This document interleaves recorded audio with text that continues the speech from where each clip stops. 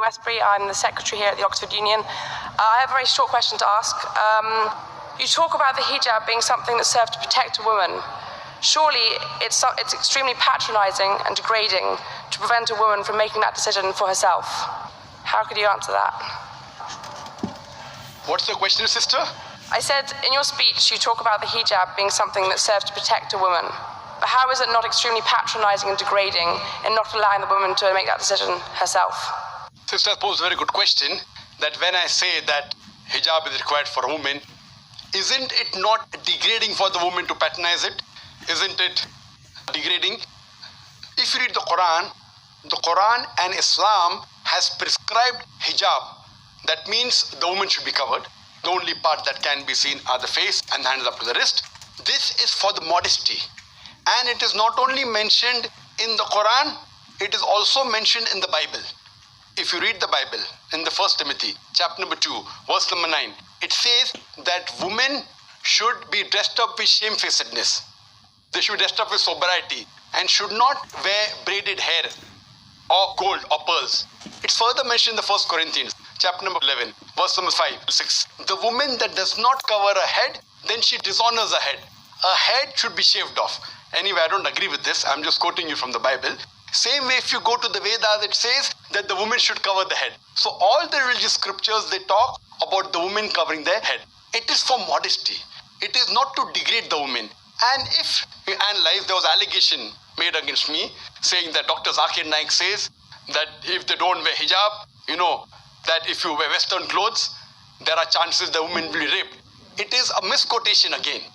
What I said, that if women wear revealing clothes, they have more chances of being raped. What I was doing, the same newspaper, Sunday Times, which spoke against me 1 year before, on the March of 9th, 2009, Sunday Times carried an article.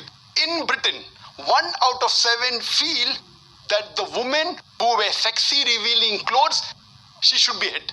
I'm sorry, I don't agree with it. This is the statistics that was given in the Sunday Times on the 9th of March 2009, that in Britain, 1 out of 7 Britishers believe that the women who wear revealing and sexy clothes should be hit. I disagree with this. Furthermore, one more article came in 2005 in the same newspaper, Sunday Times. It said that 26% of the Britishers, they feel that wearing revealing clothes is partially or totally responsible for the rape. So what I say, that the more modestly you are dressed up, you are respected more. So Islam has prescribed the modest hijab for the woman, not to degrade her but to uplift her. I do agree there may be cultural differences.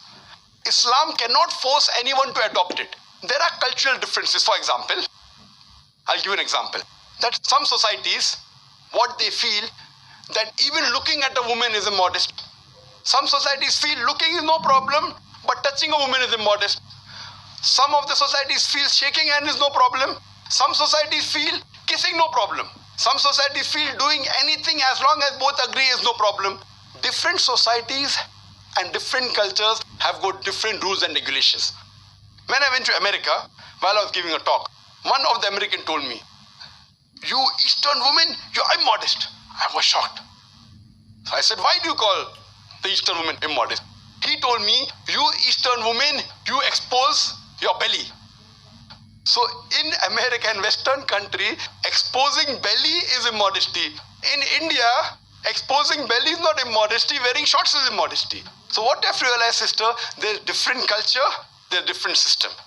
Islam cannot force anyone to adopt. It's clearly mentioned in the Quran in Surah Baqarah, chapter number 2, verse number 256, La ikrah fid din, there is no compulsion in religion. But if some women want to adopt the hijab because they feel modest and they feel respected, I feel no other woman should disagree. And when I've been to UK, I've seen hundreds and thousands of women who do cover their hair and who feel that they are uplifted because of this modesty. Hope that answers the question.